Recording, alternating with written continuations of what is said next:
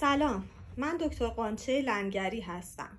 امروز میخواستم در مورد حیطه بیماری‌های عفونی و بیماری‌های داخلی با شما صحبت بکنم، چرا که حیطه طبابت خودم همین دو حیطه هست و میخوایم ببینیم چه بیمارهایی و چه افرادی، چه بیماری‌هایی در این دو حیطه از طب قرار میگیرن. اول در مورد بیماری‌های عفونی صحبت میکنیم.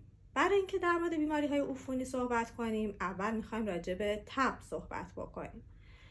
تعریف تب چی هست؟ تب افزایش درجه حرارت بدنه. اما آیا در هر شرایطی و هر میزان از افزایش درجه حرارت رو تب در نظر می‌گیریم و به چه صورت هست؟ دمای طبیعی بدن صبح‌ها 37.2 درجه سانتیگراد هست و بنابراین بالاتر از این رو صبح‌ها معمولاً تب در نظر می‌گیریم. اما دمای طبیعی بدن شبها 37.7 درجه سانتیگراد هست و بالاتر از این میزان رو تب در نظر میگیریم. اما به طور متوسط دمای بالاتر از 37.5 درجه سانتیگراد برای ما تب محسوب میشه. هرچند همچنان تبی که حائز اهمیت هست، نشونه خطر هست و نشونه بیماری جدی در بدن هست، بالای 38 درجه سانتیگراد هست. به اضافه اینکه شما اگر با دماسنج زیرزبانی یا زیر بغلی آگزیلاری یا رکتال اندازه‌گیری بکنید، دمای بدنی که به شما نشون میده یه مقداری متفاوت هست. به این ترتیب که دمای رکتال نیم درجه بیشتر از آگزیلاری و آگزیلاری نیم درجه بیشتر از اورال نشون داده میشه. رکتال که بیشتر در مورد اطفال مطرح هست. اما به طور کلی دمای بالاتر از 37.5 درجه سانتیگراد رو معمولاً یه تب خفیف در نظر میگیریم. اما آیا همه بیماری‌های عفونی با تب همراه هستند؟ خیر. الزاماً همه بیماری‌های عفونی در همه افراد با تب‌های های گرید یا حتی تب همراه نیستند. به چه بیماری عفونی گفته میشه؟ بیماری‌های عفونی بیماری‌هایی هستند که ناشی از ورود یک میکروارگانیسم، یک میکروب به بدن شما هستند که میتونه ویروس، باکتری یا قارچ باشه. البته ارگانیسم های دیگه هم هستن مثل مایکوباکتریوم ها، پارازیت ها، انگل ها، پریون ها.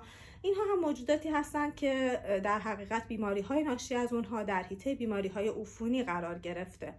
اما به طور کلی رایج ترین، شایع ترین بیماری ها در اثر ویروس ها، باکتری ها و قارچ ها ایجاد میشن و در حقیقت ناشی از ورود این میکروارگانیسم به بدن شما هست. وقتی که این میکروارگانیسم ها به بدن شما وارد میشن، بدن شما دچار عفونت میشه.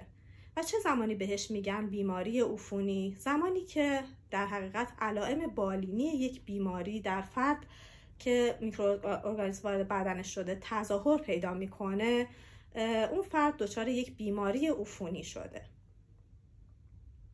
اما سوال بعدی اینجاست: آیا همه افرادی که تب کردن بیماری عفونی دارن؟ برعکسش. نه. باز هم الزاماً همه افرادی که تب دارن یا افزایش درجه حرارت بدن پیدا کردن دچار یک بیماری عفونی نیستن. خیلی از بیماری ها که در حیطه سرجیکال، آنکولوژی، بیماری اعصاب و روان یا داروها، عوارض داروها قرار میگیرن، میتونن که با افزایش درجه حرارت بدن یا تب خودشون رو نشون بدن.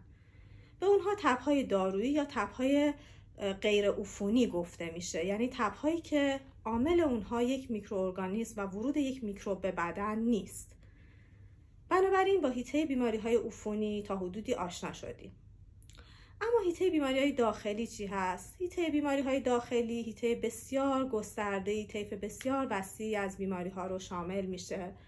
اگر که بیماری‌های قلب و عروق رو هم کنار بذاریم، در حقیقت فقط بیماری هایی که مربوط به اطفال هست حیطه خودش رو داره و بیماری هایی که درمان سرجیکال داره حیطه خودش رو داره. بیماری های نورولوژی، مغز و اعصاب و روان همچنین حیطه خودش رو داره، ولی تقریبا بقیه بیماری ها همه در حیطه بیماری های داخلی قرار میگیره.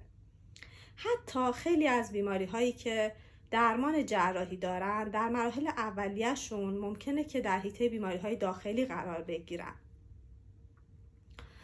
بنابراین بیماری‌های داخلی طیف وسیعی از بیماری‌ها رو شامل میشه، از بیماری‌های مربوط به ریه، دستگاه تنفسی، بیماری‌های مربوط به دستگاه گوارشی، بیماری‌های مربوط به غدد، بیماری‌های مربوط به دستگاه ادراری و کلیه، بیماری‌های روماتولوژیک و بیماری‌های خون یا هماتولوژیک و بیماری‌های آنکولوژیک رو در حیطه بیماری‌های داخلی معمولاً قرار میدن. میخواستم در حقیقت با این بیماری‌ها آشنا بشیم و حیطه طبابت خودمون رو، کار خودمون رو بدونیم و ببینیم که به چه صورت هست و یه آشنایی برای شما اتفاق بیفته. امیدوارم که مورد توجهتون واقع شده باشه و مفید بوده باشه. متشکرم.